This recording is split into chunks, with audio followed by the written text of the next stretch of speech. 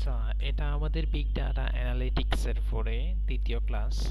আশা করি তোমরা প্রথম ক্লাসের ভিডিওটা পাইছো সবাই। আচ্ছা দেখো, এখানে আমি যদিও এই ভিডিও লেকচারের পিডিএফ ফাইলটা আমি তোমাদের মিড টার্ম এক্সামে দিয়ে দিছিলাম। আজকে আমাদের আলোচনার বিষয় হচ্ছে এইচডিএফএস। এইচডিএফএস এর মিনিং হচ্ছে হ্যাডুপ ডিস্ট্রিবিউটেড ফাইল সিস্টেম। দেখো এখানে হ্যাডুপটা কি, আমাদের মিড টার্মে যে লেকচার স্লাইডটা দিছিলাম, এই লেকচার স্লাইডে তোমাদের হচ্ছে হ্যাডুপ কি এটা সম্পর্কে বলা আছে, খুব সুন্দরভাবে বলা আছে। দেখো হ্যাডুপ কি, হ্যাডুপ হচ্ছে এখানে ডেফিনেশনটা একটু খেয়াল করো। Hadoop is a framework that allows us to store and process large data sets in parallel and distributed fashions। অর্থাৎ হচ্ছে হ্যাডুপ এমন এক ধরনের স্ট্রাকচার যেটা হচ্ছে একসাথে প্যারালাল এবং হচ্ছে এই দুইটা কি কি পয়েন্ট এটা মনে রাখবে, একটা হচ্ছে প্যারালাল এবং ডিস্ট্রিবিউটেড ম্যানারে সে কাজ করে হ্যাডুপ সিস্টেমটা। তাহলে এইচডিএফ এর পুরো মিনিং কি হচ্ছে? হ্যাডুপ ডিস্ট্রিবিউটেড ফাইল সিস্টেম। আমরা মিড টার্মের যে স্লাইড বিগ ডাটা এইরকম নামে যে স্লাইডটা দিছিলাম, এই স্লাইডটা থেকে তোমাদের এই জিনিসগুলো সবগুলো আমি পড়াইছিলাম। এই মানে কি এই সবগুলো প্রশ্নই আমি পড়াইছিলাম। ফিগারটাতে দেখতে বলছিলাম, ফিগারের তেমন বোঝার মতো কিছু নাই। ম্যাথটা আমি খুব সুন্দরভাবে ক্লাসে তোমাদেরকে ডেকে এনে বুঝাইছিলাম, ঠিক আছে? আচ্ছা আজকে দেখো এই মিড টার্মে যে স্লাইডটা দিছিলাম, এই স্লাইডটা থেকে কিছু জিনিস দেখানো হয় নাই। দুইটা জিনিস আমি দেখাই আজকে ক্লাসটা এখানেই শেষ করব। তারপরে দুইটা ক্লাসে আমি ইনশাল্লাহ এইচডিএফএস অর্থাৎ হ্যাডুপ ডিস্ট্রিবিউটেড ফাইল সিস্টেম এটা নিয়ে আলোচনা করব। তো দেখো ক্লাস্টার কম্পিউটিং কি, ডেফিনেশনে বলা আছে যে cluster is a widely used term meaning independent computers combined into a unified system through software and networking।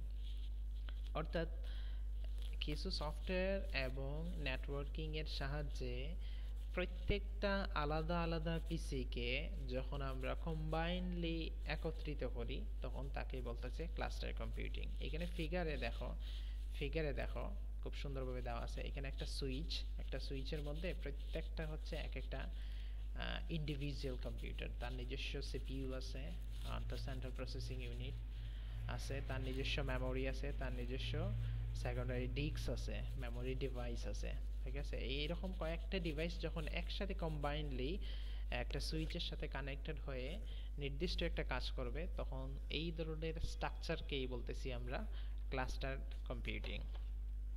এই ডেফিনেশনটা একটু খেয়াল রাখবে, এগুলো খুব ইম্পর্টেন্ট ডেফিনেশন।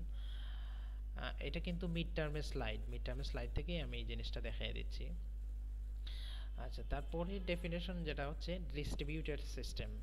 আমাদের এইচডিএফএস অর্থাৎ এইচডিএফএস যে স্লাইডটা আমি পরবর্তীতে পড়াবো, এই স্লাইডটা পড়তে তোমাদের এই জিনিসগুলো লাগবে, এই জন্য আমি হচ্ছে রিভিউ করতেছি। দেখো ডিস্ট্রিবিউটেড সিস্টেম বলতে কি বোঝায়, তাহলে এখানে ডেফিনেশন দেওয়া আছে, a distributed system is a collection of independent computers that appears to its user as a single coherent system। তাহলে ডিস্ট্রিবিউটেড সিস্টেমের আমরা ডেফিনেশন পেয়ে গেলাম। এখানে দেখো খুব সুন্দরভাবে ডেফিনেশনের চিত্রের সাহায্যে আমি কিছু জিনিস এখানে তোমাদেরকে বোঝানোর চেষ্টা করছি। তাহলে দেখো এখানে দুইটা ফিগারে আমি কি কি জিনিসগুলো তুলে ধরার চেষ্টা করছি। প্রথমে হচ্ছে উইদাউট ডিস্ট্রিবিউটিং সিস্টেম, অর্থাৎ ডিস্ট্রিবিউটেড কম্পিউটার সিস্টেমে যখন ডিস্ট্রিবিউটেড ম্যানার ছিল না তখন আমরা হচ্ছে রিকোয়েস্টকে যদি প্রসেস করতে চাই ইন দ্যাট টাইম, তাহলে আমাদের টাইমিংটা কিভাবে হবে।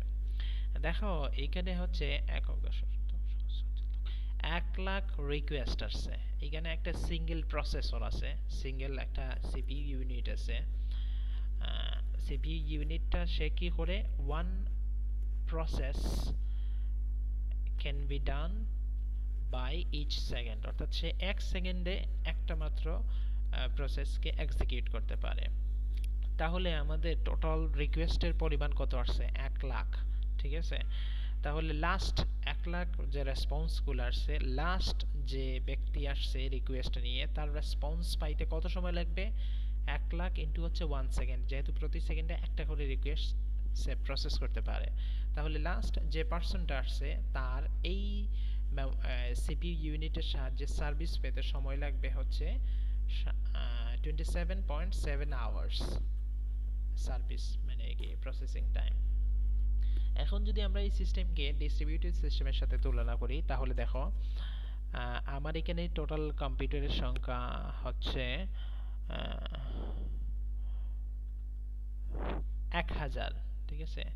ফ্যান আউট রিকোয়েস্ট 11 মেশিনস, তাহলে আমার টোটাল কম্পিউটারের সংখ্যা হচ্ছে 1000 এবং প্রতিটা কম্পিউটার এখানে প্রতিটা কম্পিউটার সে প্রতি সেকেন্ডে একটা করে রিকোয়েস্ট প্রসেস করতে পারে। তাহলে আমাদের হচ্ছে প্রতিটা কম্পিউটার কয়টা করে রিকোয়েস্ট প্রসেস করতে হবে?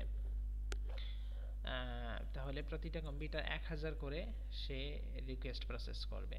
তাহলে এই সিস্টেমে দেখো, তাহলে হচ্ছে আমরা 1,00,000 রিকোয়েস্ট আসছে, 1,00,000 রিকোয়েস্টে আমরা হচ্ছে 1000 মেশিন ইউজ করতেছি। তাহলে প্রতিটা মেশিন কত করে পাবে?